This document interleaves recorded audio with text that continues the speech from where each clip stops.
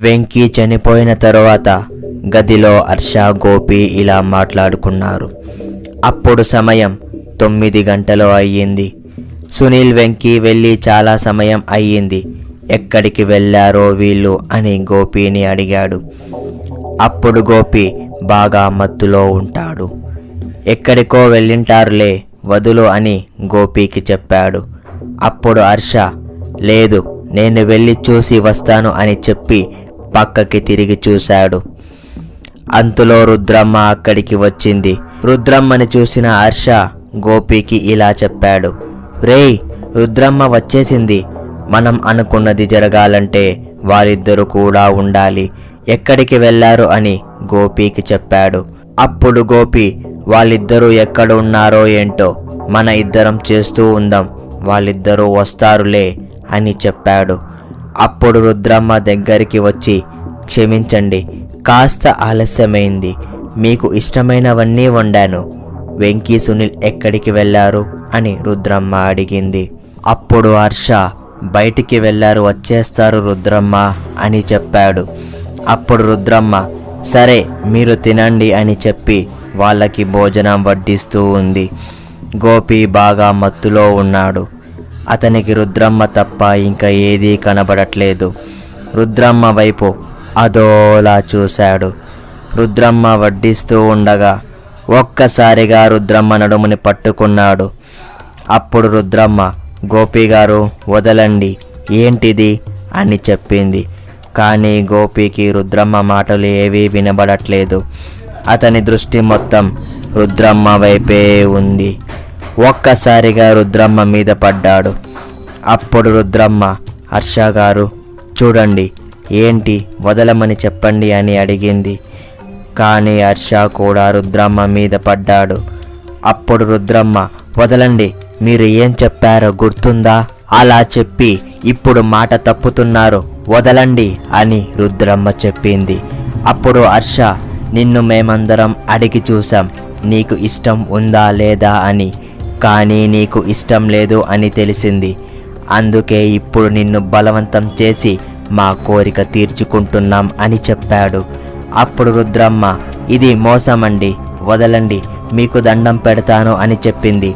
అప్పుడు గోపి రుద్రమ్మ చెంపకి ఒక వేటు వేసి ఏదీ మోసం లేదు, ఊరికే అరిచి నన్ను ఇంకా రెచ్చగొట్టకు అని చెప్పాడు. అప్పుడు రుద్రమ్మ ఏడుచుకుంటూ వాళ్ళిద్దరికీ లొంగిపోయింది. వాళ్ళిద్దరూ బాగా కోరిక తీర్చుకున్నారు. సమయం 10 గంటలు అయ్యింది. గోపి హర్ష కోరిక తీర్చుకొని వచ్చి మద్యం సేవిస్తూ ఉన్నారు. అప్పుడు హర్ష వాళ్ళిద్దరూ ఇంకా రాలేదు, రుద్రమ్మ మనకి లొంగిపోయింది, వీళ్ళిద్దరూ ఈ సువర్ణ అవకాశాన్ని వదులుకుంటున్నారు అని చెప్పాడు. అప్పుడు గోపి సరే నువ్వు ఇక్కడే ఉండు, నేను వెళ్ళి రుద్రమ్మతో ఇంకొకసారి శృంగారం చేసి వస్తాను అని చెప్పాడు. అప్పుడు హర్ష సరే వెళ్ళు, తర్వాత నేను వెళ్తాను అని చెప్పాడు. సరే అని చెప్పి గోపి రుద్రమ్మ దగ్గరికి వెళ్ళాడు. సమయం 10:30 అయ్యింది. గోపి రుద్రమ్మతో బాగా శృంగారం చేసి బయటకు వచ్చాడు. అప్పుడు హర్ష లోపలికి వెళ్ళాడు. రుద్రమ్మతో కోరిక తీర్చుకున్నాడు. సమయం 11:45 అయ్యింది. హర్ష రుద్రమ్మతో శృంగారం చేసి బయటకు వచ్చాడు. గోపి అలాగే హర్ష ఇద్దరు కూర్చొని మద్యం సేవిస్తూ ఉన్నారు.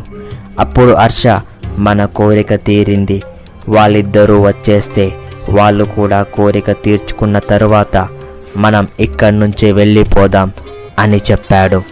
సమయం సరిగ్గా 12 గంటలు అయ్యింది. గాలి ఓ అని వచ్చింది. కిటికీలు తలుపులు టపటప అని కొట్టుకుంటున్నాయి. అప్పుడు హర్ష ఏంట్రా ఇంత గాలి వస్తుంది అని చెప్పగానే వెనకాల నుంచి ఎవరో వెళ్ళినట్టు అనిపించింది. అప్పుడు గోపి ఏంటి ఇంత శబ్దం అని చెప్పాడు. అప్పుడు హర్ష నాకు వెనక నుంచి ఎవరో వెళ్ళినట్టు అనిపించింది అని చెప్పగానే గోపికి తాగిన మత్తు మొత్తం దిగిపోయింది.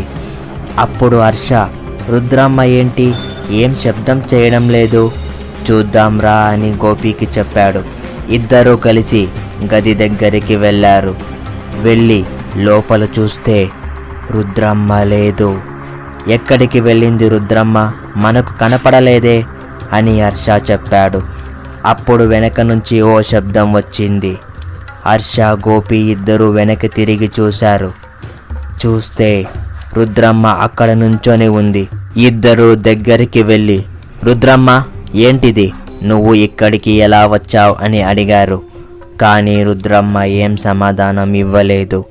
అప్పుడు గోపి, ఏంటే అడిగిన దానికి సమాధానం ఇవ్వకుండా నుంచొని గురాయిస్తున్నావు అని అడిగాడు.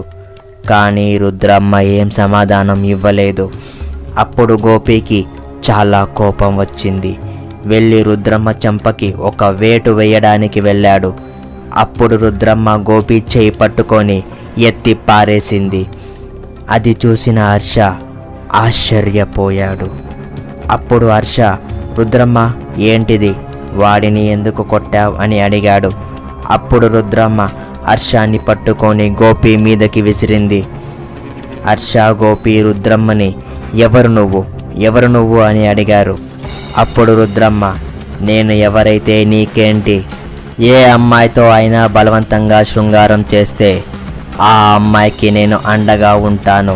మీ స్నేహితులు వెంకీ, సునీల్ని కూడా చంపేశాను అని చెప్పింది. అది వినగానే హర్షకి, గోపికి ఆశ్చర్యం వేసింది. ఏం చెయ్యాలో అర్థం కాలేదు. అప్పుడు రుద్రమ్మ, ఇప్పుడు మీరు కూడా చేస్తారు అని చెప్పింది. అప్పుడు హర్ష, నువ్వు రుద్రమ్మవి కాదు, ఇంకా ఎవరు నువ్వు చెప్పు అని అడిగాడు. అప్పుడు రుద్రమ్మ, నేను రుద్రమ్మని కాదు యక్షిణిని అని చెప్పి తను యక్షిణిగా మారింది. అప్పుడు గోపి, వద్దు, మమ్మల్ని చంపద్దు అని అడిగాడు. కానీ యక్షిణి గోపి మాటలు లెక్క చేయకుండా గోపి మెడని కొరికి రక్తం తాగేసింది. అప్పుడు హర్ష, వద్దు, నన్ను వదిలేయ్ అని అడిగాడు. కానీ యక్షిణి, నేను జాలిపడి వదిలేస్తే నువ్వు మారవు అని నాకు తెలుసు అని చెప్పింది. అప్పుడు హర్ష, లేదు, నేను మారిపోతాను, నన్ను వదిలేయ్ అని అడిగాడు. కానీ యక్షిణి హర్ష మాటలు లెక్క చెయ్యలేదు. తనని చంపి రక్తం తాగేసింది. కోపంతో రగిలిపోతున్న యక్షిణి అక్కడి నుంచి వెళ్ళిపోయింది. ఇంతటితో యక్షిణి మొదటి అధ్యాయం కథ ముగిసింది. ఈ వీడియో మీకు నచ్చితే లైక్ చేయండి, కామెంట్ చేయండి, షేర్ చేయండి. మరిన్ని హారర్ స్టోరీస్ కోసం మా ఛానల్ని సబ్స్క్రైబ్ చేసుకోండి.